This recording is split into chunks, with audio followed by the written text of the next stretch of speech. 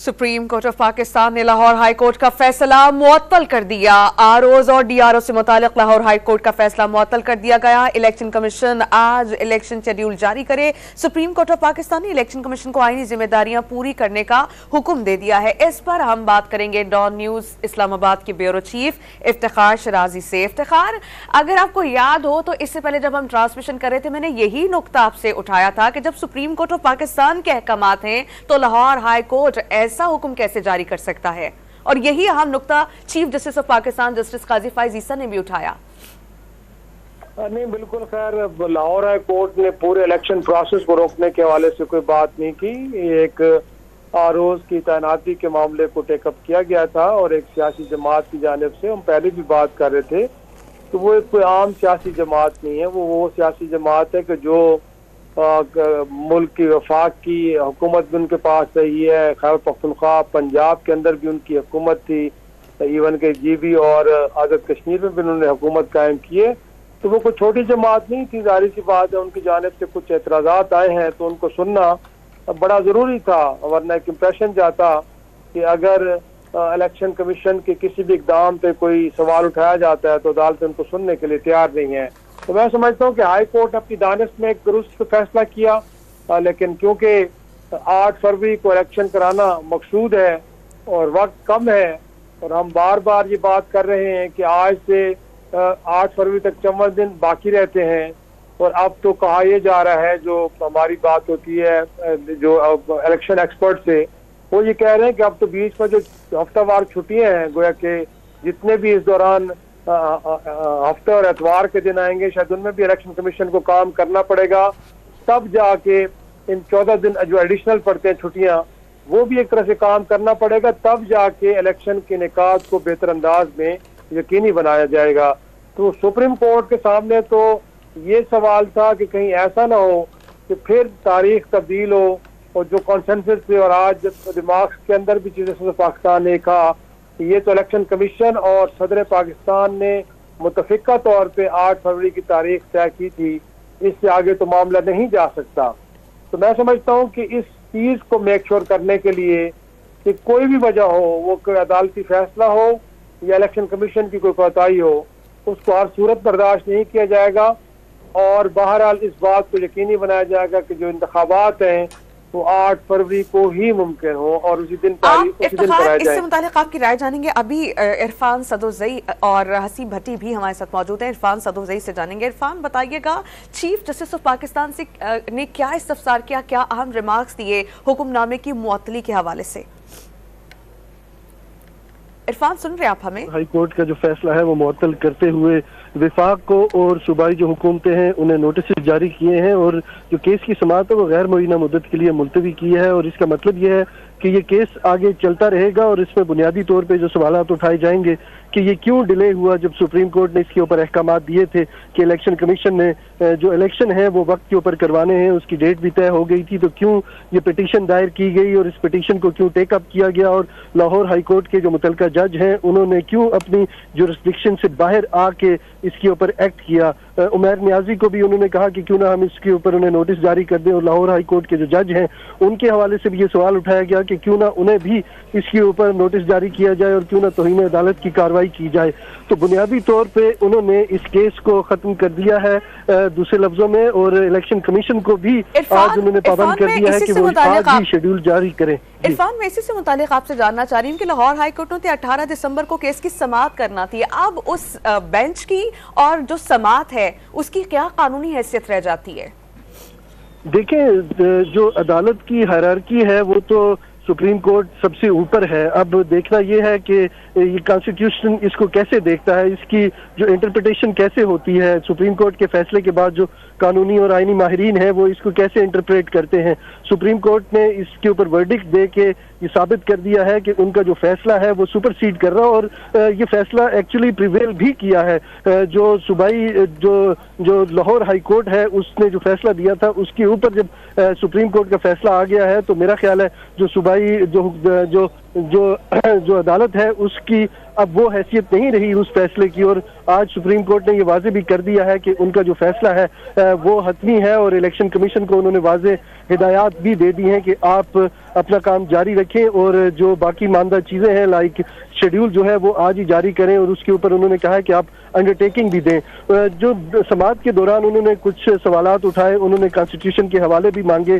जो election commission के यहाँ पे वकला मौजूद थे उनसे पूछा कि आइन के कौन से जुज हैं जिसके तहत आपको जिम्मेदारियां सौंपी गई हैं, तो जिसके ऊपर जो वकला थे उन्होंने कहा कि आइन का जो आर्टिकल 218 और 219 है वो हमें एम्पावर करता है कि हम अपने डिसीजन करें और इलेक्शन कंडक्ट करवाना हमारी जिम्मेदारी है। तो जिस पे चीफ जस्टिस ने वजाहत तलब की तो फिर ये काम क्यों नहीं हुआ, उसके ऊपर फिर उन्होंने ये सवाल के ऊपर सवाल हुआ कि हम अपना काम कर रहे थे लेकिन लाहौर हाई कोर्ट की तरफ से हमें रोक दिया गया, जिसके ऊपर मजबूरन हमें जो ट्रेनिंग चल रही थी वो रोकनी पड़ी और हमारे काम में तात्तुल आया। तो सुप्रीम कोर्ट ने फिर बाद में जो फैसला लिखवाया तो उसमें वाजे कर दिया कि लाहौर हाई कोर्ट ने अपनी हुदूद से तजावुज किया है।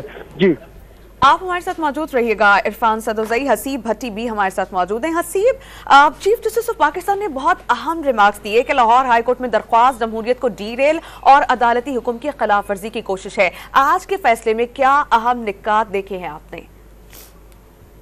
देखिए, आज के फैसले में दो चीजें हैं। एक तो इलेक्शन कमीशन ने सुप्रीम कोर्ट के सामने कई चीजों में जो है अपनी उससे बाहर आकर झूठ बोला, मैं तो ये कहूंगा, क्योंकि उन्होंने जिस तरह जो उस वक्त दूसरी जमात, एक सियासी जमात की जानिब से लाहौर हाई कोर्ट में जो दरख्वास्त थी उसमें ये कहा गया था कि जो ब्यूरोक्रेसी से लिए जा रहे हैं लोग वो पिछली हुकूमत के जो अपॉइंट करता वो लोग हैं, जबकि आज इलेक्शन कमीशन ने जो बताया है सुप्रीम कोर्ट के सामने वो ये कहा गया है कि जी तमाम लोग तब्दील कर दिए गए। सबसे बड़ी जो इसकी एग्जांपल है वो इस्लामाबाद की। इस्लामाबाद के आज भी वही लोग हैं, इसी तरह लाहौर में वही लोग हैं जो लगे हुए हैं जिसके खिलाफ उस वक्त एक सियासी जमात वहाँ पर लाहौर हाई कोर्ट गई थी।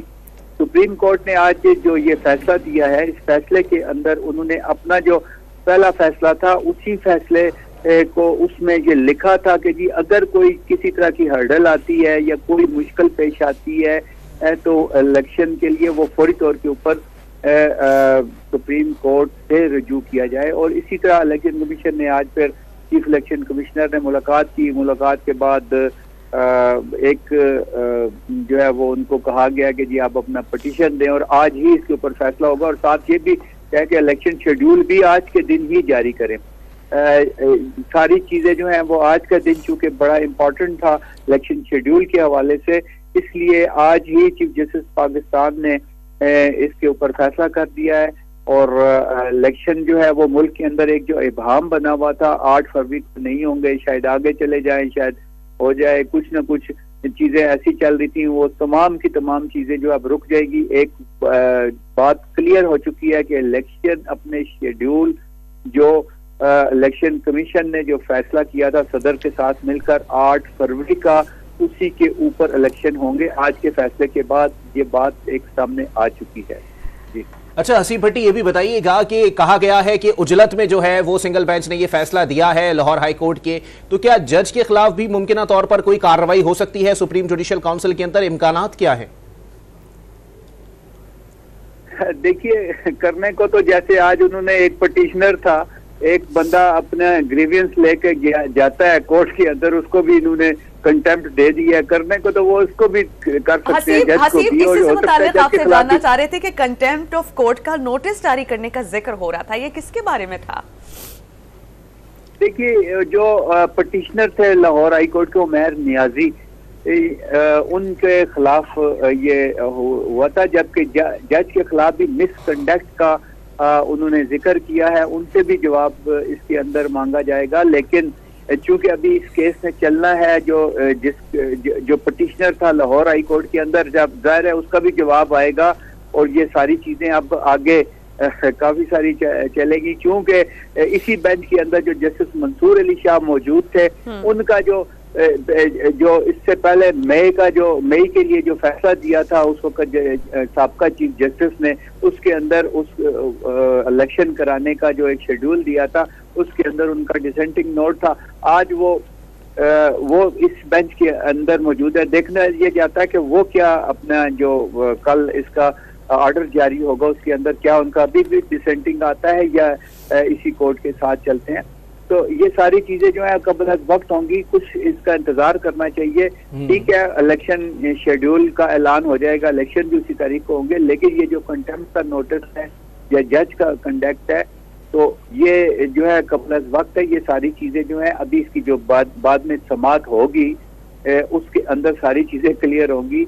इस वक्त किसी भी शख्स, कोई भी शख्स जो है वो किसी अदालत के अंदर अगर जाता है अपनी जो शिकायत लेकर कि मुझे ये शिकायत है, एक सियासी जमात का हो या आम आदमी हो, उसका अदालत का सुनना, उसका अगर वो दलाइल के साथ बात करता है तो अदालत तो उसके ऊपर वही फैसला देगी, ख्वाह वो सिविल जज हो या हाई कोर्ट हो।